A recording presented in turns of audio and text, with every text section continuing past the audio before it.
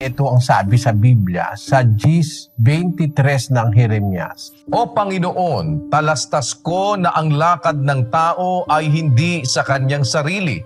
Hindi para sa taong lumalakad ang magtuwid ng kanyang mga hakbang. Hindi natin kayang ituwid ang ating sarili. Lalo na kung ikaw namihasa ka ng gumagawa ng mali. Ibig ko sabihin nun, palagi ka nang gumagawa ng mali, naging way of life mo na yung paggawa ng mali. Para bang sanay ka na, mahirap mo nang mabago kung ikaw lang ang magbabago, no? Basahin natin ang Jeremias pa rin, 13:23. Makapagbabago baga ang Etiope ng kanyang balat o ang leopardo ng kanyang batik? Kung magkagayoy, mga kagagawa naman kayo ng mabuti na mga bihasang gumawa ng masama. Parang yung leopardo, hindi niya maaalis yung kanyang batik ng sarili niya. Parang ganun yung nasanay ng gumagawa ng masama, mahihirapan ka na, kapatid, na magbago sa sarili mo.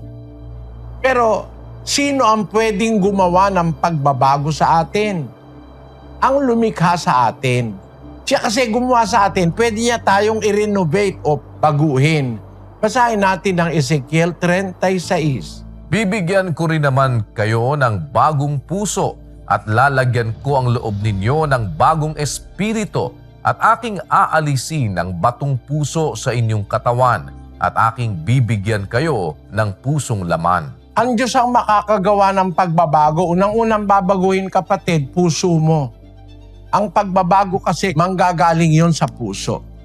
Ang puso kasi, yun ang nagdidirect ng buo nating pagkatao. It is the heart that directs the activities of the entire person. Pati kaisipan natin ang gagaling yan sa puso. Kaya, para magbago tayo, ang Diyos ang gagawa ng pagbabago. Babaguhin niya muna ang ating puso.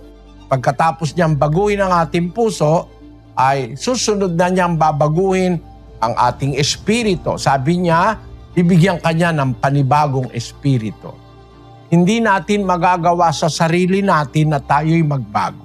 Ang Diyos ang gagawa ng pagbabago. Basahin natin sa Kawikaan 16:9. Ang puso ng tao ay kumakatha ng kanyang lakad, ngunit ang Panginoon ang nagtutuwid ng kanyang mga hakbang. Ang Diyos ang makakapagtuwid sa atin. At para tayo maituwid ng Diyos, dapat makinig tayo sa kanyang salita. Pakinggan natin, tandaan natin, sumampalataya tayo sa salita ng Diyos, makakalakad tayo sa pagbabago. Kapatid, karanasan ko na yan.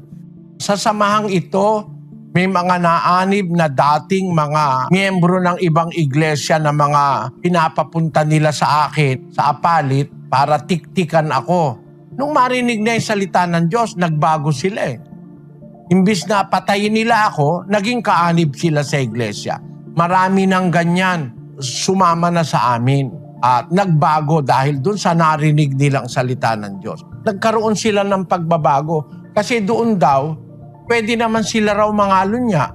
Di naman sila tinitiwala kahit alam na nangangalon niya sila. Tuloy pa rin sila. Doon, di sila talagang nakakapagbago ng maayos. Pero nang maanib sila sa iglesia, ayun, awa ng Diyos, narinig nila yung aral, nagbago sila. Ang aral kasi ng Diyos ang makakapagbago, kapatid, yung salita ng Diyos. Ang maganda, makinig ka ng makinig. Makakapagpabago sa'yo, pati sa asawa mo, sa kaibigan mo, sa anak mo, sa magulang mo. Just share to them the Word of God. Nakakapagpabago yan. Meron kasing power yung Word of God eh. Kaya lang, ang isang sikreto, kapatid, ganito. Yung Word of God, parang isang frequency yan. Pagka magka-frequency kayo, tatalab yan sa'yo. Pero pag hindi kayo magka-frequency, hindi kayo magkikita, hindi ka rin magbabago. Bakit? Kasi VHF ka, UHF yung isa. Dapat magkaroon kayo ng frequency ng salita ng Diyos. Para magkaroon kayo ng frequency, dapat susunod ka sa Kanya. Magbabago ka ng frequency. Kung dati ayaw mong makinig ng salita ng Diyos, ngayon umpisahan mo nang makinig. Mararamdaman mo merong power yung salita ng Diyos para ka baguhin. Baguhin ang isip mo, baguhin ang pamumuhay mo, baguhin ang outlook mo sa buhay, mabago ang mga preferences mo in life. Meron nga ako ritong kilala Nagkakilala kasi kami, negosyante siya. Ngayon, dinodoktrinahan siya. Sabi niya, Bradley, ayoko na nung sa aking negosyo.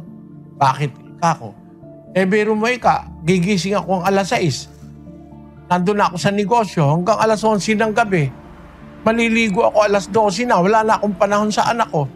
Ngayon nakita ko dun sa doktrina, napakinggan ko kailangan pala ang tao maglilingkod sa Diyos. Paano pa ako maglilingkod sa Diyos doon? Buong maghapon ko nasa negosyo ako.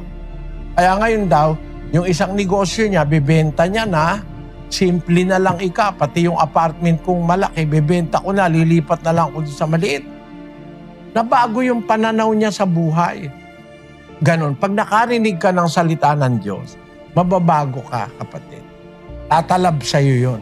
Kaya lang, kailangan kunin mo yung frequency ng salita ng Diyos. Sabi ng Diyos ganito, 1:23 ng Kawikaan. Magsibalik kayo sa aking saway. Narito, aking ibubuhos ang aking espiritu sa inyo at ipakikilala ko sa inyo ang aking mga salita. Babalik ka sa saway ng Diyos. Magpasaway ka. Sundin mo yung gusto ng Diyos. Makikilala mo ang salita, tatalab sa iyo.